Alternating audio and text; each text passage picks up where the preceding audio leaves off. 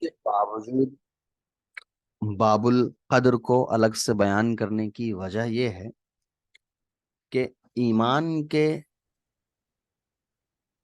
جتنی چیزوں پر ایمان لایا جاتا ہے اس میں سے ایک بہت اہم حصہ قدر کے اوپر بھی ایمان رکھنا ہے۔ اسی لیے اوپر کی پہلے کی جو حدیثیں گزری ہیں اس کے اندر یہ بات بتائی گئی تھی کہ اللہ پر ایمان رکھنا، اس کے پیغمبروں پر ایمان رکھنا، اس کے فرشتوں پر ایمان رکھنا، اس کے کتابوں پر ایمان رکھنا، موت کے بعد کی زندگی پر ایمان رکھنا، اور اس کے ساتھ ساتھ اچھی اور بری تقدیر پر بھی ایمان رکھنے کے سلسلے میں بات آئی تھی۔ تو جیسا کہ ہم لوگوں کا شروع سے یہ انداز رہا اس حدیث کی کتاب کو پڑھنے کا کہ جو بھی باب شروع ہوتا ہے تو اس باب کے متعلق کچھ مختصر باتیں ہم شروع میں کرتے ہیں اور کچھ مختصر باتیں اس باب کے آخر میں کرتے ہیں، اور درمیان میں جو حدیثیں آتی ہیں اس کی بہت مختصر تشریح اور ترجمہ کر کے ہم نکل جاتے ہیں۔ یہ جو باب کا مسئلہ ہے یا الایمان بالقدر والا جو مسئلہ ہے، اس کو تھوڑا سا ہم لوگ الگ انداز میں سمجھنے کی کوشش کریں گے۔ یہ پہلے بھی سمجھائی جا چکی ہے لیکن پھر سے دوبارہ اس کو سمجھا دیا جاتا ہے تاکہ وہ جو نئے ہیں ان کو نئے طریقے سے سمجھ میں آ جائے، اور جو پرانے ہیں ان کو ایک طرح سے ریویژن ہو جائے۔ تو انشاءاللہ اس کو شروع کرتے ہیں۔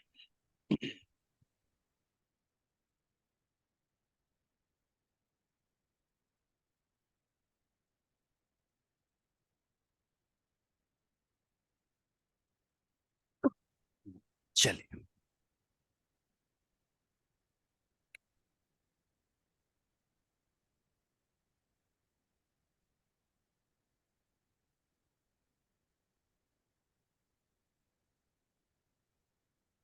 سب سے پہلے سمجھ لیجئے کہ قدر کے معنی کیا ہوتے ہیں۔ تو قدر کے معنی تقریباً ہم سب جانتے ہیں، اس کا ذکر پہلے بھی آیا کہ قدر کس کو کہا جاتا ہے۔ قدر کے دو الگ الگ معنی ہوتے ہیں، ایک لغوی معنی ہوتا ہے، ایک اصطلاحی معنی ہوتا ہے۔ لغوی معنی اصل میں ہوتا ہے ناپنے کو یا اندازہ لگانے کو کہا جاتا ہے، اور اصطلاح میں عام طور پر قدر کہا جاتا ہے کہ کوئی ایسی چیز جو اللہ نے ہمارے لیے پہلے سے مقرر کر دی ہے اور وہ جیسی ہے اس کو اسی حال میں ماننا ہوتا ہے۔ اب تقدیر کا جو مسئلہ ہے اس کو تھوڑا سا سمجھ لیجیے۔ تقدیر کا عام کانسیپٹ یہ ہے، عام مسئلہ یہ ہے کہ دنیا میں جو کچھ بھی انسان کرتا ہے وہ اللہ تعالیٰ کے حکم سے ہوتا ہے، اللہ تعالیٰ کی مرضی سے ہوتا ہے۔ اللہ تعالیٰ کی مرضی کے بغیر انسان کوئی بھی کام نہیں کر سکتا ہے۔ یہ ایک مسلم بات ہے، یہ تقدیر کا کانسیپٹ ہے کہ انسان جو کچھ بھی کر رہا ہے، اچھا برا عمل، مرنا جینا، ایمان لانا، اس کا کافر ہونا، اس کا نیک عمل کرنا، اس کا برا عمل کرنا، جو کچھ بھی کر رہا ہے وہ سب اللہ کی مرضی کی وجہ، اللہ کی مرضی کے ساتھ ہو رہا ہے۔ لیکن زمانہ جب آگے بڑھا اور لوگوں پر جب آزاد خیال کا یعنی کہ اتباع والے مزاج سے نکل کر کے وہ ایک آزادانہ خیال والی زندگی یا لبرل زندگی جینا شروع کرتے ہیں تو وہ بہت ساری ایسی چیزوں سے متاثر ہوتے ہیں جو ان کو آزاد جیسا فیل کراتا ہے، اور وہ بہت ساری وہ باتیں جو ان کو ایک طرح سے قید جیسا لگتا تھا یا جس کو وہ سمجھانے سے یا سمجھنے سے قاصر ہوتے تھے، ان باتوں کو وہ دھیرے دھیرے بدلنا شروع کرتے تھے کیونکہ زمانے کے ساتھ ان کو میچ کرنا ہوتا تھا۔ تو تین گروہ یا آپ یہ کہیے کہ دو نئے گروہ سامنے نکل کر کے آئے تقدیر کے مسئلے میں۔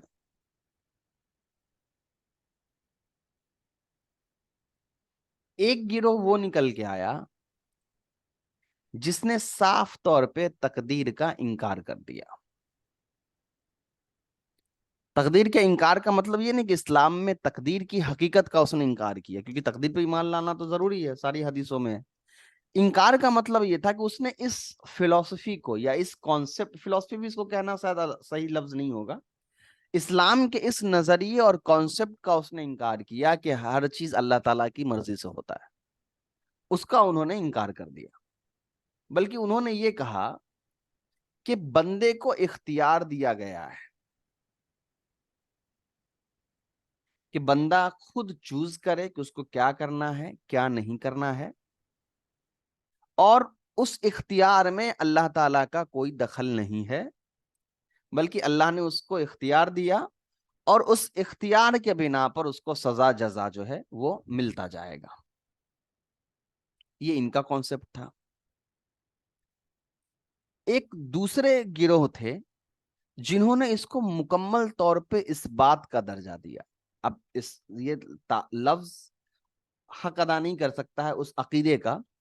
ان کا یہ نظریہ بن گیا کہ اللہ تعالیٰ نے بندے کو کوئی اختیار نہیں دیا ہے، بلکہ بندہ عاجز ہے، اور جو کچھ بھی دنیا میں ہو رہا ہے وہ سب کچھ اللہ کی مرضی سے ہو رہا ہے، بندے کا اس میں کوئی بھی ذرہ برابر بھی دخل نہیں ہے، نہ اس کے اچھے اعمال میں، نہ اس کے برے اعمال میں، نہ اس کے ایمان میں، نہ اس کے کفر میں۔ اور ان دونوں کے پاس اپنی اپنی دلیلیں موجود ہے۔ ایسا نہیں ہوا کہ ان دونوں گروہوں نے ایسے ہی کوئی بات کہہ دی۔ وہ الگ بات ہے کہ دلیل مضبوط نہیں ہے یا سمجھ نہیں ہے یا کچھ اس وقت کی سازشیں بھی ہوتی تھیں اس طرح کی چیزوں کو، تو یہ چیزیں ہوئیں۔ اور یہ ہمیشہ ہوتا ہے کہ ہم جب کوئی چیز سمجھ نہیں پاتے ہیں یا سمجھا نہیں پاتے ہیں تو اس کی تشریح ہم اس انداز میں کرنا شروع کرتے ہیں جس انداز میں ہم اس بات کو صحیح سمجھتے ہیں یا دوسروں کو ہم صحیح انداز میں سمجھا سکتے ہیں۔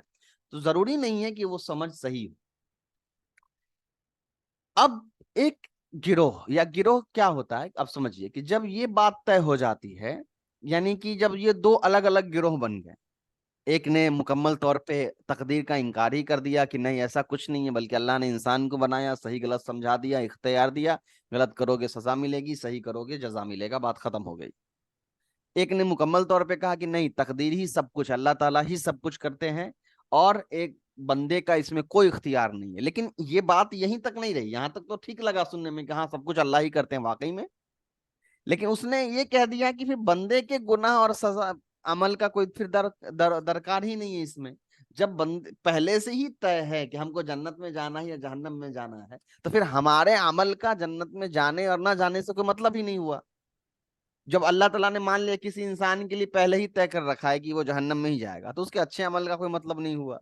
اور کسی کے بارے میں اللہ تعالیٰ نے طے کر دیا کہ جنت میں جائے گا، تو اس کے برے عمل کا کوئی مطلب نہیں ہوا۔ تو یہاں پر آ کے انہوں نے اچھے اور برے عمل کا دوسرے طریقے سے یا انڈائریکٹلی انکار کر دیا، یا بہت کھل کے کہوں تو ڈائریکٹلی بھی انکار کر دیا۔ یہ دو گروہ ہوئی۔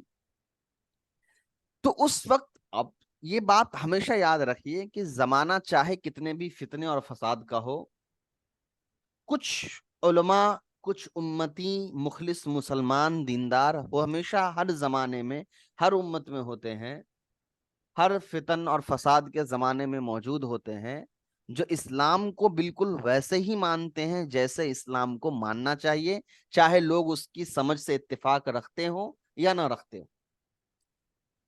بیچ میں آئی جس کو آپ کہہ سکتے ہیں اہل سنت والجماعت۔ انہوں نے کہا کہ دیکھو، ایسا بھی نہیں ہے کہ اللہ تعالیٰ بندے کو اختیار دے کے بالکل چھوڑ دیے ہیں، اور ایسا بھی نہیں ہے کہ بندے کے عمل کا کوئی حقیقت ہی نہیں ہے۔ اب وجہ حقیقت میں صحیح لگتا ہے اگر آپ ایک وقت کے لیے مان لیا جائے کہ بندے کو سب اختیار دے دیا گیا، تو یہ تو بالکل غلط طریقے سے چلا جائے گا نا، کہ پھر اللہ تعالیٰ کو مطلب ہی نہیں ہے بندے سے۔ تو پھر جب بندے کو ہی اختیار دے دیا گیا، تو اللہ تعالیٰ جو بار بار اپنی طرف منسوب کرتے ہیں ہم نے اس کو ایمان دیا، علم دیا، سکھلایا، نعمت دی، اس کا کوئی مطلب ہی نہیں رہے گا۔ اور اگر ہم اس کو مان لیں کہ بندہ واقعی میں عاجز ہے، سب کچھ اللہ ہی کرتے ہیں، تو پھر واقعی میں پھر بندے کے عمل کا کوئی مطلب نہیں رہے گا۔ تو انہوں نے کہا کہ دیکھو بات ایسی نہیں ہے، نہ بندے کو ایسی اختیار دے دیا گیا ہے کہ اب اللہ تعالیٰ کوئی دخل نہیں ہے، اس کو جو من وہ کرے، اس کے حساب سے ڈیسیزن ہوگا، اللہ تعالیٰ فیصلہ کریں گے. اور نہ بندے کو ایسا عاجز کر دیا گیا کہ بس اللہ تعالیٰ ہی سب کچھ کرتے، بندے کے عمل کا کوئی مطلب نہیں ہے، بلکہ انہوں نے بیچ والا راستہ اپنایا ہے اور اس کی پھر انہوں نے الگ الگ قسمیں بیان کی ہیں. اب یہاں تک بات سمجھ میں اگر آ گئی ہے، ان دونوں کے مسئلے آپ کو سمجھ میں آ گئے ہیں، تو اس کے بعد کی چیزوں کو سمجھیے.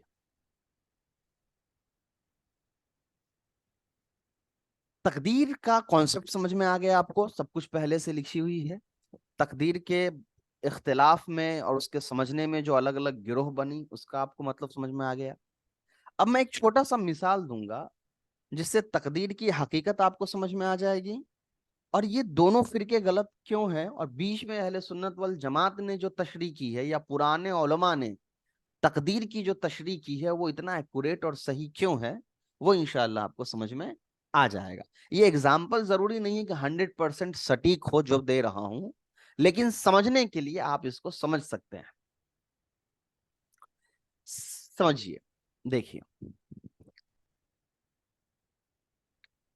کوئی بھی کمپیوٹر انجینئر ہو، کوئی پروگرامر ہو، سافٹ ویئر انجینئر ہو، اور اس نے مان لیا جائے ایک کیلکولیٹر بنایا ہے.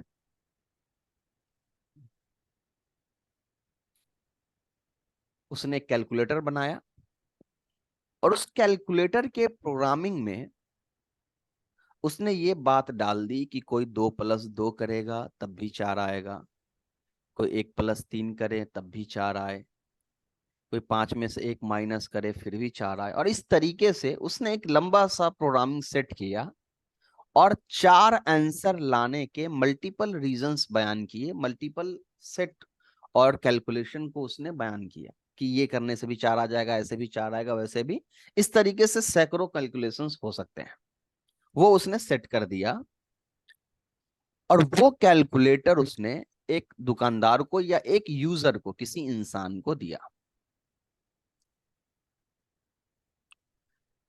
اب دیکھیے، یہ جو آدمی پروگرامر ہے، اس نے وہ ساری چیزیں سیٹ کر رکھی ہیں کہ یہ کرنے سے انسان 4 لائے گا، اور اس کے بعد اس نے یہ کیلکولیٹر اس بندے کو دیا ہے. اب یہ بندہ مان لیا جائے 5 مائنس 1 کر رہا ہے اور اس کو ریزلٹ نہیں پتا ہے، یہ جاننا چاہ رہا ہے کہ 5 میں سے 1 مائنس کریں گے تو کتنا آئے گا، تو یہ آنسر آئے گا 4. لیکن جس وقت یہ بندہ 5 مائنس 1 کر رہا ہے، یہ پروگرامر اس آنسر کو آنے سے پہلے بتا دے گا کہ یہ 4 آئے گا. ریزن کیا ہے؟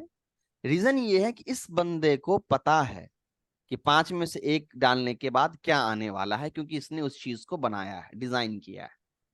لیکن بطور یوزر اس کو نہیں پتا ہے کہ 5 میں سے 1 مائنس کریں گے تو کیا آئے گا، تو اس ریزلٹ کے لیے وہ کر رہا ہے اور اس کو یہ 4 آنسر آیا. اب یہاں سمجھیے، کیا ایسا ہوا کہ اس بندے کو پورا اختیار دیا گیا کہ نہیں 5 میں سے 1 مائنس کرو گے تو یہ جو 4 آ رہا ہے یہ 4 تم لا رہے ہو؟ ایسا تو نہیں ہوا، اس لیے کہ اس کو مکمل اختیار نہیں دیا گیا ہے، وہ 4 سیٹ کیا ہوا ہے پہلے سے. تو پہلا جو فرقہ تھا جس نے یہ کہا کہ بندے کو مکمل اختیار دیا گیا، وہ ختم. دوسرا فرقہ تھا جس نے کہا کہ بندہ عاجز ہے، وہ کچھ نہیں کر سکتا ہے. تو بندہ عاجز نہیں ہے. کیوں عاجز نہیں ہے؟ اس لیے کہ بندے کے پاس ایک ہی آپشن نہیں تھا کہ وہ 5 میں سے 1 مائنس کرے گا تب 4 آئے گا. 4 آنے کے اور بھی ریزلٹس تھے، اور بھی ریزن تھے. اس کو جس چیز کی ضرورت تھی اس کے مطابق اس کو 4 آیا ہے. تو ایسا بھی نہیں تھا کہ اس کے پاس کوئی اختیار نہیں تھا، یہ مکمل طور پہ عاجز تھا. ملٹیپل آپشنز تھے، اس میں سے اس نے ایک سلیکٹ کیا، تو اختیار کا آپشن تو ہے. اب ہوا کیا، اس بندے کے پاس 2 نمبر چننے کی پرمیشن تو ہے، لیکن ریزلٹ اس کا فکس ہے. یہی ہوتا ہے تقدیر کا مسئلہ. بندے کو ایسا بھی نہیں ہوتا ہے کہ مکمل طور پہ آزادانہ چھوڑ دیا گیا کہ تم کو جو من ہے وہ کرو، اور نہ بندے کو ایسا عاجز کیا گیا ہے کہ تم کچھ نہیں کر سکتے ہو، سب اللہ کرتے ہیں. بلکہ بندے کو آپشنز دیے گئے ہیں کہ یہ صحیح طریقہ ہے، یہ غلط طریقہ ہے، یہ کفر کا طریقہ ہے، یہ شرک کا طریقہ ہے. اب اس بندے کا جو ایکشن ہوتا ہے، اس کا جو اعمال ہوتا ہے، وہ ریزلٹ کو پروڈیوس کرتا ہے. تو تو جب اللہ تعالیٰ کہہ رہے ہوتے ہیں کہ یہ بندہ کافر ہو گیا یا ایمان نہیں لائے گا، اس کو آپ کتنا بھی دعوت دیجئے یہ ایمان نہیں لائے گا، تو وہاں اس کا مطلب یہ نہیں ہوتا ہے کہ اللہ تعالیٰ نے اس کے ایمان کا اختیار چھین لیا ہے، بلکہ اللہ تعالیٰ کو معلوم ہے کہ اس کے پروگرامنگ میں وہ ایمان ختم ہو چکا ہے، اس کا رزلٹ کفر ہے۔ تو اللہ تعالیٰ وہ اپنے علم سے وہ بات کہہ رہے ہوتے ہیں۔ تو اللہ تعالیٰ چونکہ کسی وقت کے ساتھ نہیں جڑے ہوئے ہیں، ایسا نہیں ہے کہ اللہ تعالیٰ پاسٹ پریزنٹ یا فیوچر کے ساتھ، جو ٹائم اور اسپیس کو بناتا ہے، جو وقت کو، جگہ کو، زمان اور مکان کو بناتا ہے، وہ ان چیزوں سے الگ ہے، پرا ہے۔ تو ہمارے لیے یہ وقت ہے کہ جو گزر گیا، جو چل رہا ہے، جو آئے گا، اللہ تعالیٰ کے لیے وہ قید نہیں ہے۔ تو اس وجہ سے جب اللہ تعالیٰ کسی بندے کے بارے میں یہ فیصلہ کر رہے ہوتے ہیں کہ اس کے جہنم کا فیصلہ، وہ جہنم میں ہی جائے گا، وہ جنت میں ہی جائے گا، تو اس کا مطلب، اس سے یہ دلیل نہیں نکال سکتے ہیں ہم کہ اس کا مطلب یہ ہوتا ہے کہ بندہ کا ہر چیز طے ہے، بندہ کبھی آگے، بندہ اس کے خلاف نہیں کر سکتا ہے، یعنی اس بندے کا اختیار نہیں ہے، نہیں، بلکہ اللہ تعالیٰ اپنے علم کے اکارڈنگ اس بندے کے بارے میں یہ فیصلہ پیغمبر کو بتا رہے ہوتے کہ یہ چیز اس کے لیے سیٹ ہے، یہ ختم نہیں ہوگا چاہے آپ کتنا بھی کچھ کریں۔ پتہ یہ چلا کہ بندے کو اختیار ہے، لیکن اختیار کامل نہیں ہے۔ اختیار کامل کا مطلب کیا ہوتا ہے؟ اس کو 100% ہر چیز پر کنٹرول نہیں دیا گیا ہے۔ تو بندہ ایک طرح سے اختیار تو اس کو ملا ہے، لیکن اختیار ناقص ہے، یعنی منیمم لیول کا اختیار بھی اس کے پاس ہے۔ اسی طریقے سے بندے کو عاجز بنایا گیا ہے، لیکن بندے کو میکسیمم لیول کا عاجز نہیں بنایا گیا ہے، بلکہ منیمم لیول کا عاجز بنایا گیا، یعنی بیلنس کر کے اعتدال والا دیا گیا ہے۔ ایک حد تک اختیار بھی ہے، ایک حد تک عجز بھی ہے، اور اس کے بیچ میں وہ چناؤ کر کے اپنی زندگی کو جیتا ہے۔ اور جب اللہ تعالیٰ اپنی طرف سے بات کہہ رہے ہوتے ہیں، اپنے علم کے مطابق کوئی بات کہہ رہے ہوتے ہیں، تو وہ اللہ تعالیٰ کے علم کے اکارڈنگ ہوتا ہے، اس کو ہم بندوں کے علم کے اور سمجھ کے ساتھ جوڑ کر کے اس کے بارے میں فیصلہ نہیں کر سکتے ہیں۔ یہی مسئلہ تھا جس کو پرانے علماء نے الگ الگ اصطلاحات کے ساتھ دے کر بیان کیا ہے کہ تقدیر کا نہ تو آپ انکار کر سکتے ہیں، کیونکہ تقدیر پر ایمان لانا ضروری ہے، اور تقدیر کے جن جن باتوں کو لوگوں نے الگ الگ زمانے میں جھٹلانے کی یا اس کو بدلنے کی کوشش کی، وہ بالکل غلط بات تھی۔ حقیقت میں تقدیر کے الگ الگ چیزیں ہیں، الگ الگ مسائل ہیں جو جڑے ہوئے ہیں۔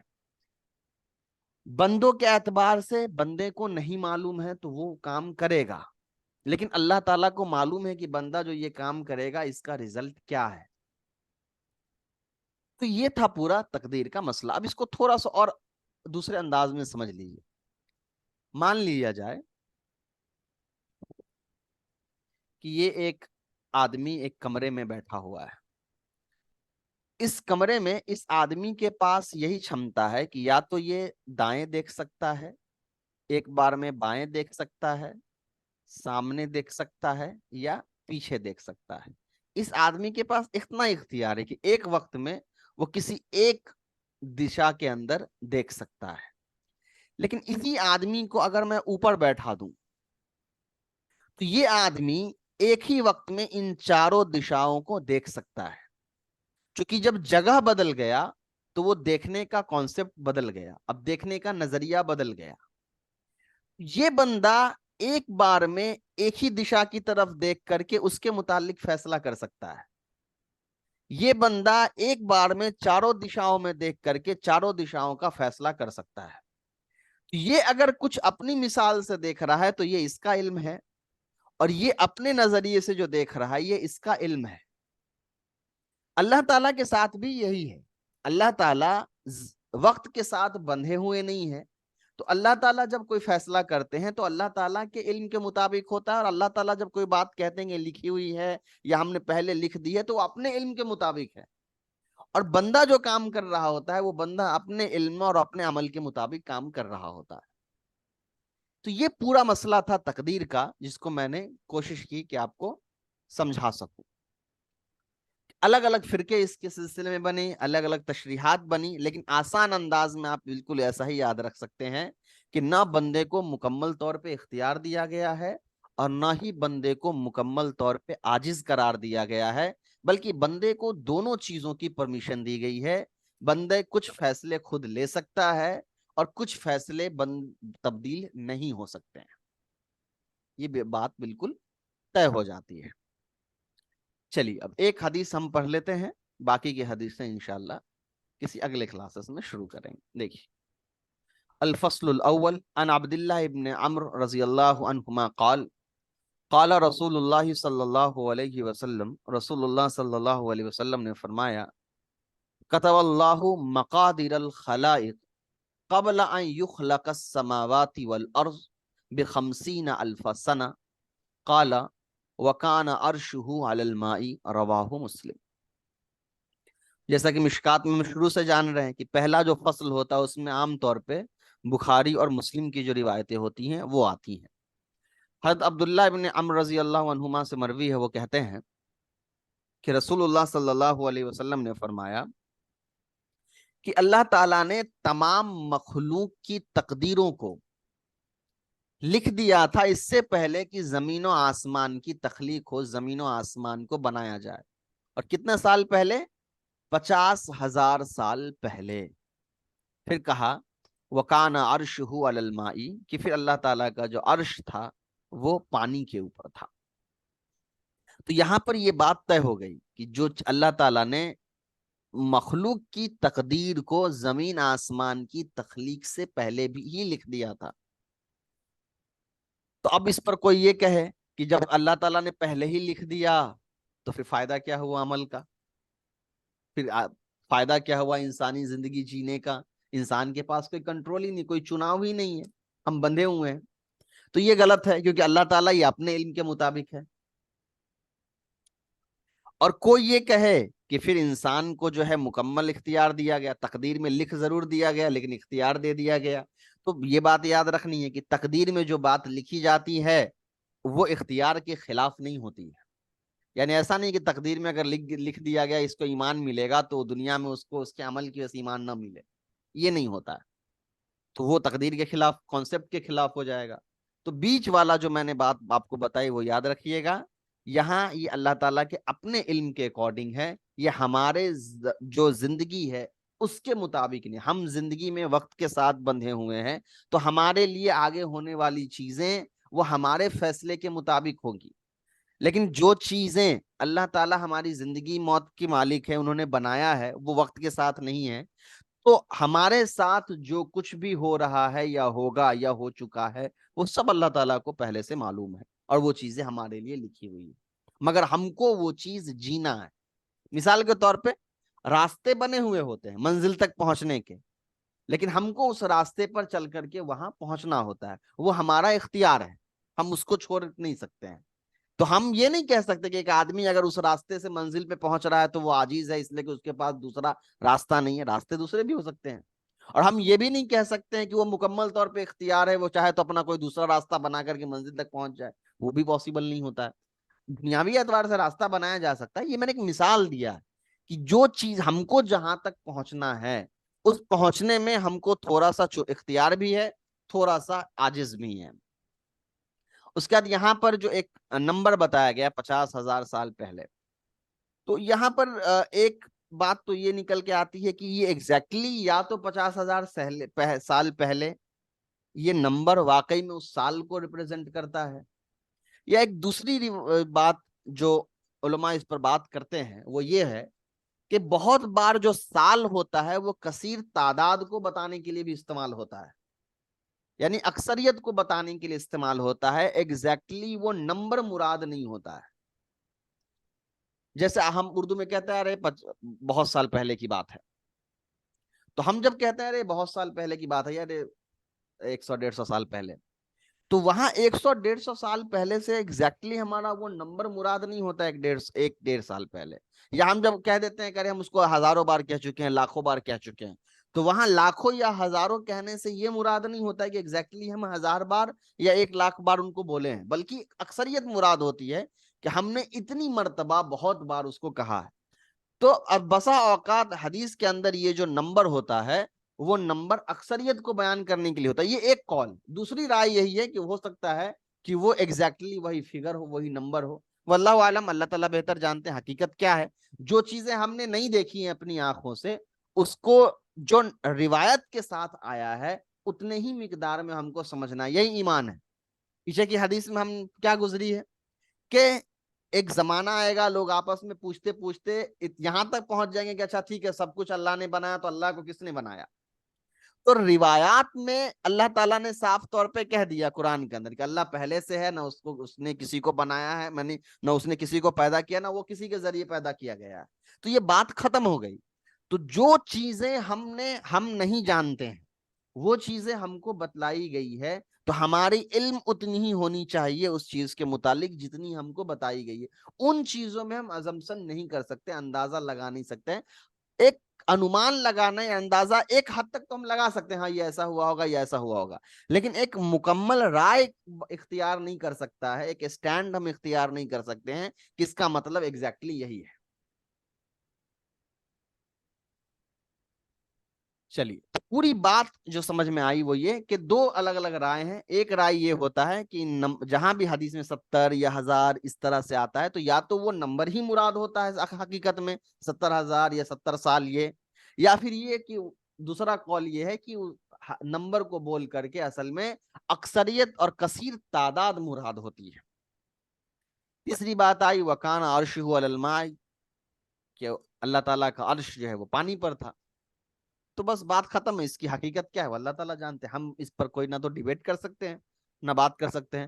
کچھ فلاسفرس، کچھ فلسفیانہ علماء بھی ہوتے ہیں پرانے زمانے میں، تو وہ تھوڑا سا اور باتوں کو سمجھتے ہیں. تو اس میں ایک دو تین قول اس پر بھی آ گیا کہ پہلے پانی بنا کہ پہلے عرش بنا، جب کچھ نہیں تھا تو پہلے پانی کیسے موجود تھا.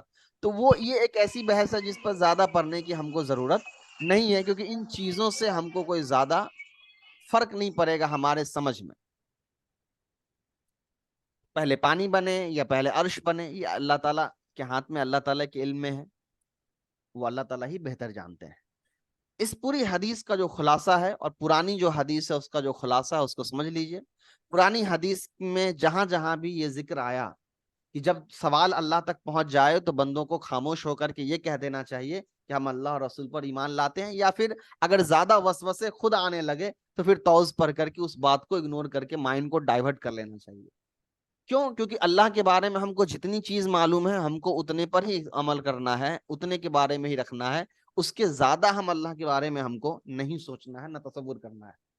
اور یہ ایمان کا تقاضا ہے، کیونکہ جو چیزیں نقل کے ذریعے ہمارے پاس آئی ہے اس میں ہم عقل کا استعمال نہیں کر سکتے، یہ صحیح نہیں ہوتا ہے. ایمان کا ایک بہت بڑا حصہ جو ہے وہ نقل کے اوپر ہوتا ہے، یعنی روایات کے اوپر. اس میں عقل کا کوئی استعمال نہیں کیا جا سکتا ہے، ہاں ایک حد تک جب وہ روایات کے خلاف نہ ہو. تو تقدیر کا جو مسئلہ تھا وہ سمجھا دیا گیا کہ کیوں فرقے بنے، علماء کے آپس میں اختلاف کیوں ہوئے، حقیقت کیا تھا، ایک اسٹینڈ کیسا لیا گیا، درمیانی راستہ کیا تھا، تقدیر کے معنی کیا ہیں. اب تقدیر کے متعلق جتنی بھی حدیثیں آئیں گی وہ انشاءاللہ آگے ہم پڑھیں گے اور ایک ایک کر کے اس کو سمجھنے کی کوشش. کوئی سوال ہو تو آپ لوگ پوچھ لیجیے. تو آج کا درس